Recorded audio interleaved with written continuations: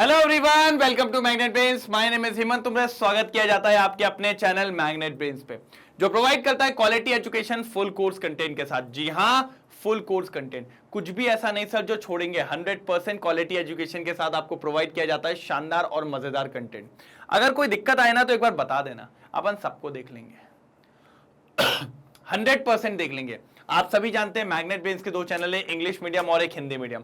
English medium पे KG से लेकर 12 तक की एजुकेशन, जिसमें सारे topic wise NCERT solution, MIQs, MCQs, one shot, crash course, GPP, PYQs, सब कुछ करवाए जाते हैं बढ़िया और शानदार तरीके से।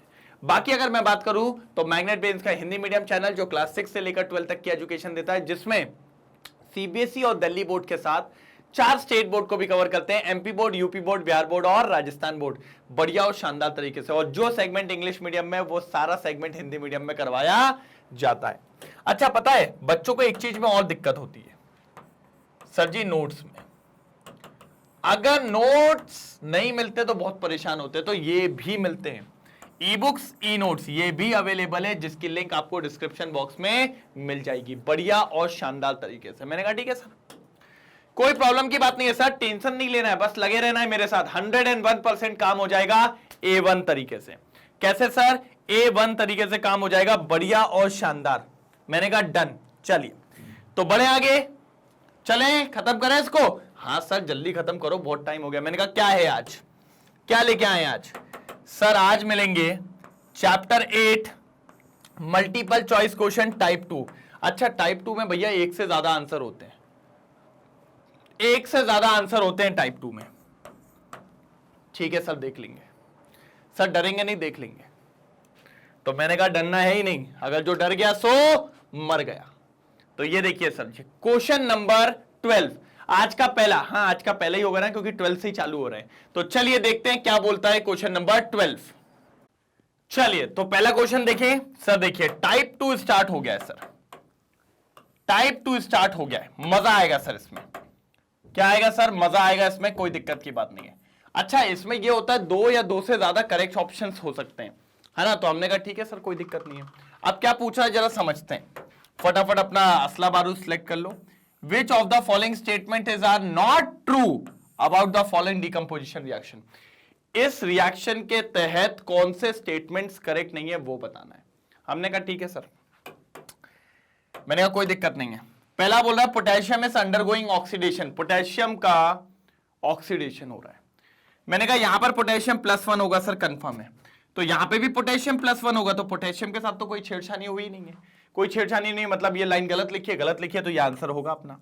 तो भैया ए तो मिल गया। ए फॉर आलू तो कंफर्म है, ए फॉर आलू तो कंफर्म है। आगे चेक करते हैं और क्या है। आलू तो आ गया भाई, भाई आलू तो आ गया है। मैंने कहा ठीक है sir, potassium is undergoing oxidation, ठीक है। Chlorine is undergoing reduction. अब देखो पहले इधर पे क्लोरीन की वैलेंसी निकाल लो, KClO3 में। सर यहां पर Cl कितना होगा निकाल के देखते हैं। यहां पर हो जाएगा +1 +x +-2 × 3 = 0, तो x = +5 आएगा, ठीक है। तो यहां पर क्लोरीन +5 है और यहां पर क्लोरीन -1 है। +5 मतलब 5 इलेक्ट्रॉन का लॉस, यहां पर -1 मतलब उसने इलेक्ट्रॉन गेन कर लिया, मतलब उसका हो गया रिडक्शन। तो क्लोरीन इज अंडरगोइंग रिडक्शन, मतलब ये पॉइंट सही है, तो ये तो ऑप्शन नहीं है, क्योंकि ये करेक्ट स्टेटमेंट है। Oxygen is oxidised. भाई यहां पर अगर आप देखें तो ऑक्सीजन के ऊपर क्या होगा, -2 होगा, और यहां पर ऑक्सीजन क्या है, 0 है। तो भैया ऑक्सीडेशन, ऑक्सीडाइज ही तो हो गया है। ऑक्सीडेशन ने लॉस ऑफ इलेक्ट्रॉन कर दिया, तो भैया ऑक्सीजन क्या हो गया है, ऑक्सीडाइज हो गया है। ऑक्सीजन अपने आप को ऑक्सीडाइज कर चुका है। तो ये वाला पॉइंट भी गलत है, क्योंकि ये स्टेटमेंट सही है। स्टेटमेंट सही है इसलिए मैं कैंसिल कर रहा हूं। लास्ट वाला आ जाओ। कह रहा है none of these statement none of these species are undergoing oxidation reduction. गलत बात कर रहा है, ऑक्सीजन और ये नहीं दिख रहा है क्या? तो भैया आंसर मिल गए हमें, दो आंसर है, डी और ए, डी और ए, ए और D. AD is the right answer, AD is right answer, ठीक है। AD is right answer. जल्दी लिखेंगे, एडी इज राइट आंसर। बिल्कुल, एडी जो है वो राइट आंसर है, कोई दिक्कत की बात कहीं से कहीं तक नहीं है। एडी जो है वो राइट आंसर है, एक नंबर। ठीक है, कैसा है? एक नंबर आंसर है, कोई दिक्कत की बात यहां से यहां तक नहीं होने वाली है। डन।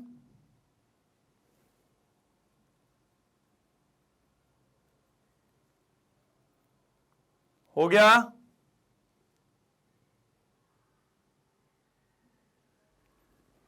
हो गया? डन। ये देखिए, ए और डी फाइनल आंसर्स हैं। फिर यहां आते हैं, आइडेंटिफाई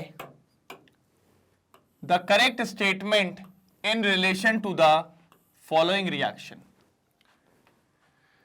ठीक है सर, निकाल लेते हैं। चलो, पहले तो मैं कह रहा हूं सारी चीजें इसी में है ना, तो फटाफट देख लो सर। मैं कहता हूं अगर आपने रिएक्शन को डिकोड कर दिया तो आपके सारे आंसर्स डिकोड हो जाएंगे। ठीक है, ये 0, ये +2, ये +1, ये 0, यही होगा सर। किस किस की बात हुई है? जिंक, क्लोरीन और हाइड्रोजन और जिंक। इस बार सही पूछा है। तो देखो यार सर, क्लोरीन का तो कोई दिक्कत नहीं, क्लोरीन यहां भी -1 है, यहां भी -1 है, तो क्लोरीन का तो कोई फंडा है ही नहीं। क्लोरीन जैसा था वैसा ही है। तो क्लोरीन का जो लिखा है ना, is acting as a reductant, ये गलत पॉइंट है। लेकिन उसने सही पूछा है, तो ये तो ऑप्शन होना ही नहीं है। हमें जिंक और हाइड्रोजन पे बात करनी है। ठीक है भैया, अगर आप देखें तो जिंक का ऑक्सीडेशन नंबर बढ़ रहा है 0 से +2, 0 से +2, मतलब वो gain of loss of electron कर रहा है।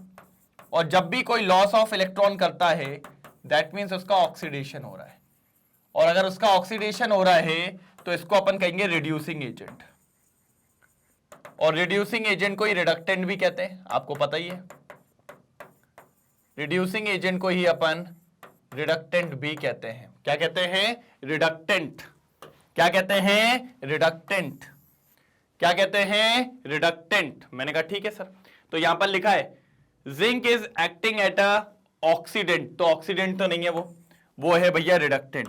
तो भैया डी सही है, क्योंकि वो रिड्यूसिंग एजेंट। और देखो, अगर ये रिडक्टेंट है तो हाइड्रोजन का क्या हो रहा है? हाइड्रोजन इलेक्ट्रॉन क्या कर रहा है? गेन कर रहा है, क्योंकि उसका कम हो रहा है ऑक्सीडेशन नंबर। अगर उसका ऑक्सीडेशन नंबर कम हो रहा है तो उसका रिडक्शन, और जिसका रिडक्शन होता है उसको क्या कहते हैं? ऑक्सीडाइजिंग एजेंट, तो उसको कहेंगे ऑक्सीडेंट। क्या कहेंगे? ऑक्सीडेंट। तो hydrogen is acting as oxidant. तो सर सी और D is the right answer. C और D is the right answer. Check कर लो, सी और D is the right answer. ये देखो, मैंने कहा ही था सर, डरने की बात नहीं होती है सर। सी और D is the right answer, बिल्कुल 100%। सी और D is the right answer. जल्दी देख लो, जल्दी देख लो, सी और D is the right answer, 101%। Clear है? आगे बढ़ू? आगे बढ़ू?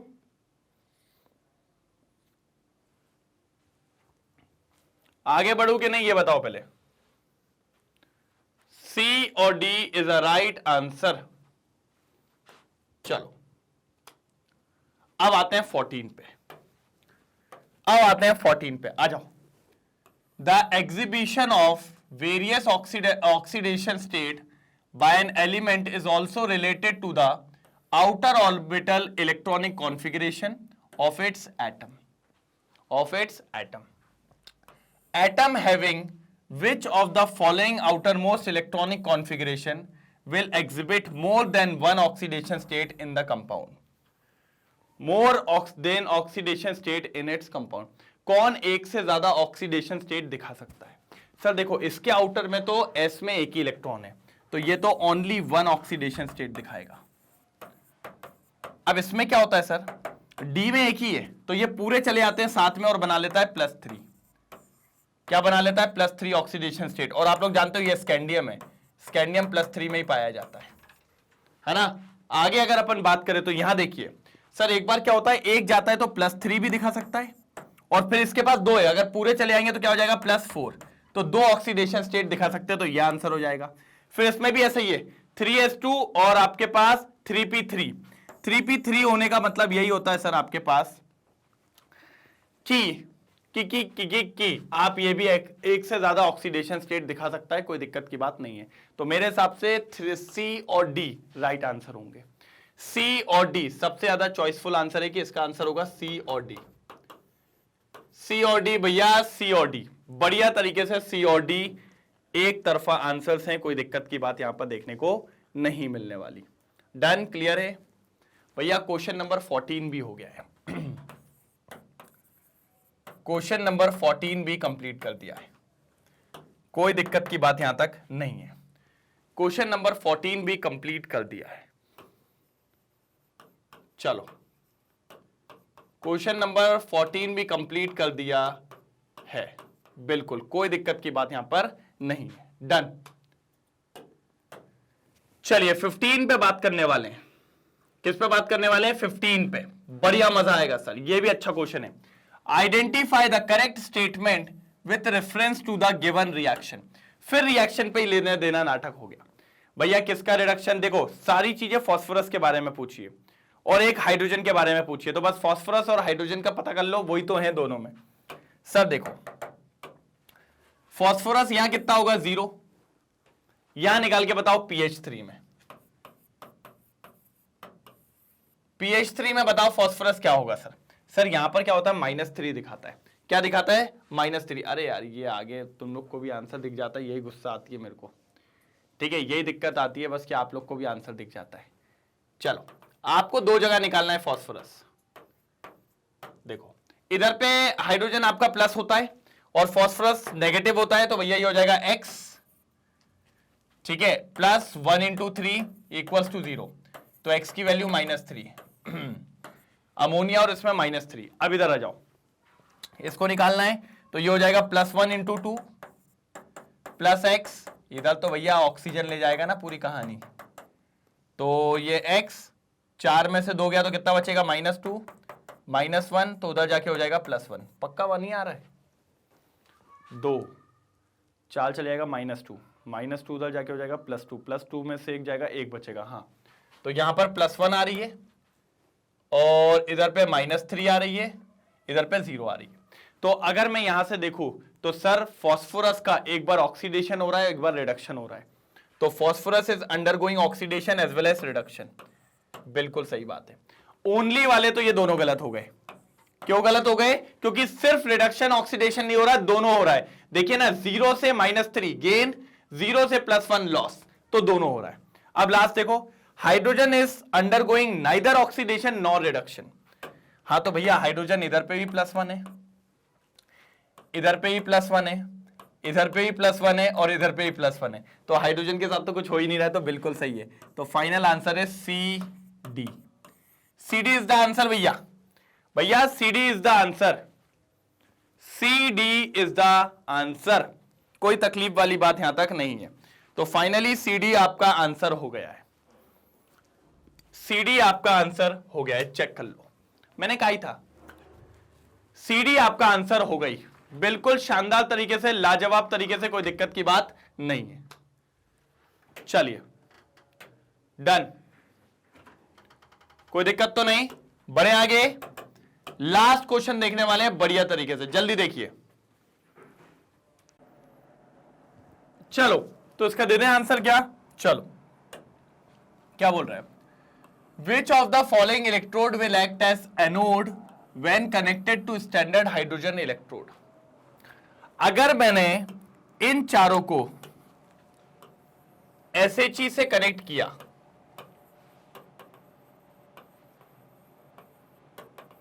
अगर मैंने इन चारों को SHE से कनेक्ट किया,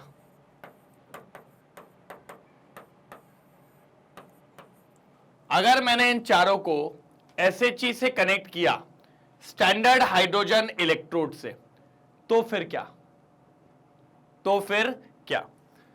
मैंने कहा ठीक है सर, मैंने कहा देखते हैं सर क्या होता है, मैंने कहा देखते हैं क्या होता है। ऐसी चीज से अगर मैंने इसको कनेक्ट किया तो सर एल्यूमिनियम का रिडक्शन पोटेंशियल कम है सर, इसका कितना होता है पहले ये बताओ, हाइड्रोजन का 0.00,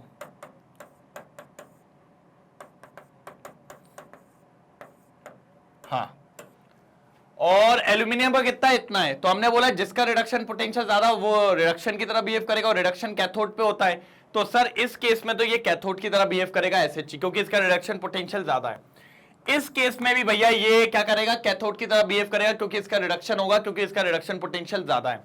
लेकिन अगर मैं कॉपर की बात करूं और फ्लोरीन की बात करूं तो इन दोनों का रिडक्शन पोटेंशियल ज्यादा है।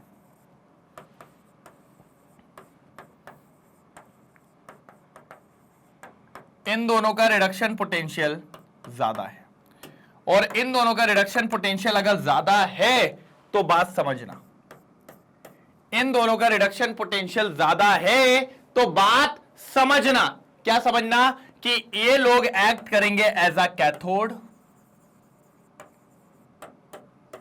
और ये एक्ट करेगा एज अ एनोड। क्यों, क्योंकि इसका रिडक्शन पोटेंशियल कम है तो ये ऑक्सीडेशन करेगा और ये क्या करेगा भैया, रिडक्शन करेगा। मैंने कहा ठीक है सर, अच्छी बात है, done done done done done, बिल्कुल डन, कोई प्रॉब्लम की बात यहां तक नहीं है। तो मेरे हिसाब से जो आंसर है वो आएंगे सी और डी, सी और डी। एक बार चेक करें, ये देखिए, सॉरी क्या बोला उसने, उसने बोला क्या भैया, which of the following electrode will act as anode. अरे भाई ठीक है, इन दोनों के केस में SHG एनोड करेगा और इन दोनों के केस में ये कैथोड रहेगा, तो ये दोनों एनोड रहेंगे भैया। थोड़ा अपन ने क्वेश्चन पढ़ने में गलती कर दी, क्योंकि देखिए इन दोनों में तो इनका रिडक्शन पोटेंशियल कम है, तो इनका क्या होगा, ऑक्सीडेशन। ऑक्सीडेशन का होता है एनोड पे, तो क्वेश्चन ये था कि भैया इनके साथ कौन एनोड की तरह बिहेव करेगा। मुझे लगा हाइड्रोजन कब एनोड की तरह बिहेव करेगा ये, तो सर आंसर है ए बी, ए बी भैया, A B A B A B A B. जल्दी नोट डाउन करेंगे सर, फाइनल आंसर है ए बी। जल्दी देखो, थोड़ा फटाफट देखो, जल्दी जल्दी जल्दी। चलिए, तो हो गया आंसर, कोई दिक्कत तो नहीं है, तो फाइनली खत्म। मैंने कहा ही था कोई दिक्कत की बात नहीं है इसमें, सबसे शानदार, मजेदार और लाजवाब जो खत्म करना था भैया वो खत्म कर लिया। मैंने कहा था A1, बिल्कुल धमाधम, ठीक है, कोई दिक्कत की बात, कोई परेशानी की बात नहीं होनी चाहिए सर। A1 तरीके से सारी चीजें खत्म कर दी है, कोई दिक्कत की बात नहीं है, बस आपको लगे रहना है। क्या करना है सर, लगे रहना है, 100% लगे रहना है। कोई भी कहीं से प्रॉब्लम आए तो एक बार बता देना, अपन सबको देख लेंगे, अपन सबको देख लेंगे A1 तरीके से, ठीक है, कोई दिक्कत तो नहीं। ठीक है सर जी, बिल्कुल आपकी सारी बातें क्लियर है, A1, ठीक है सर।